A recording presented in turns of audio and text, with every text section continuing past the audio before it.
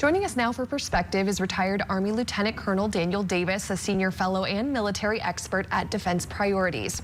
We thank you so much for joining us, and we wanted to start off with asking you what the significance is of Vice President Harris announcing in Munich today that the U.S. has formally determined Russia has committed war crimes against humanity.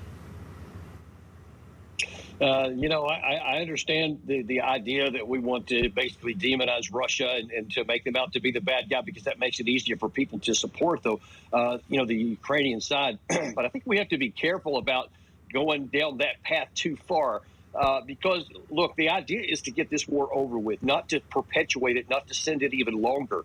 Because as I've been writing about it even recent days, the idea that we're going to, achieve a breakthrough and a victory for Ukraine in the near term is very unlikely. And almost certainly, even as our own Pentagon has said and our leaders recently, that most likely this ends with a negotiated settlement at some point. And by calling out the leader of the other side as being, committing war crimes makes that even more difficult and will expand the war, extend it, and make it harder to negotiate an end. So I wish they had maybe recalculated their performances and what they're planning on doing there in Munich. And our Jason Bellini spoke to an investigator who's documenting on camera war crimes allegedly committed by Russia. We want to play a clip for you from that interview and then get your thoughts. Let's take a listen. What are you trying to prove?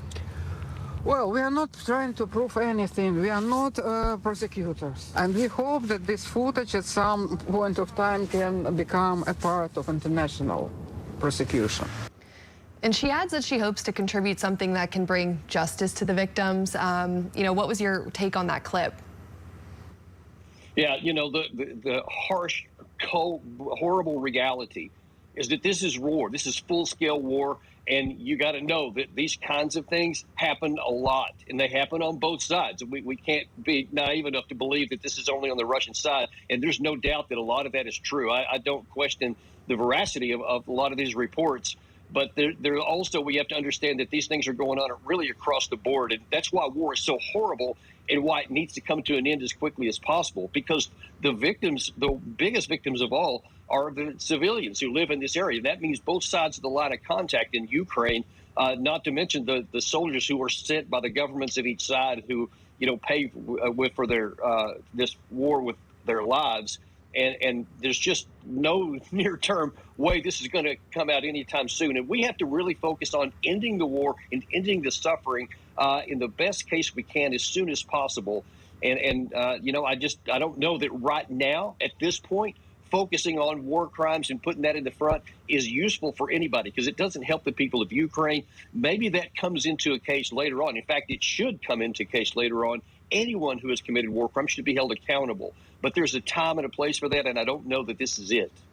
And Vice President Harris has also said the U.S. is, quote, troubled by China's relationship with Russia. How concerned are you about how Beijing factors all into this, and not to mention the worries about the threat of an invasion of Taiwan?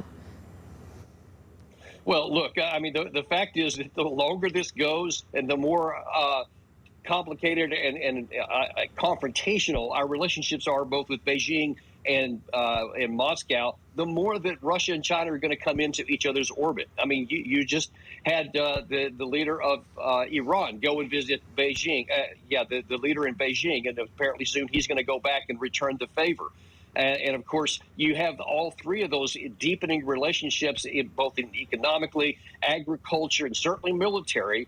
And the more we push, the more they're naturally going to come together. So that's an unfortunate byproduct of the fact that we're kind of being confrontational and pushing against both of them. And unfortunately, that's going to continue on. And there's really nothing we can do about that. But that's just something we're going to have to navigate, I'm afraid. And this all comes just as President Biden is, of course, set to visit Poland next week, just ahead of the one-year mark of the war in Ukraine. What do you expect and hope to see come from that trip? Well, I don't expect there'll be anything besides, reinforcing messages that just came out in the Munich conference that are still coming out of, solidarity behind Ukraine and will stay as long as it takes. I can't imagine he'll do anything but reinforce those decisions and those comments.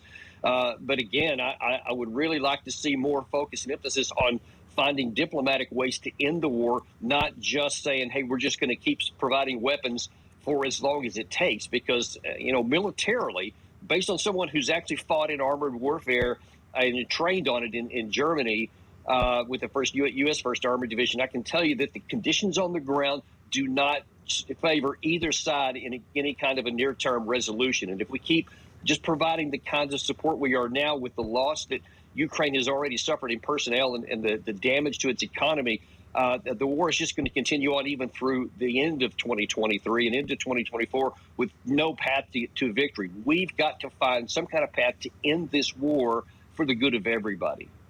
Yeah, as you said, the people who are suffering the most are the families that are in the midst of all of this. Retired Army Lieutenant Colonel Daniel Davis with Defense Priorities, thank you so much for your time this weekend. Thanks for having me. I appreciate it.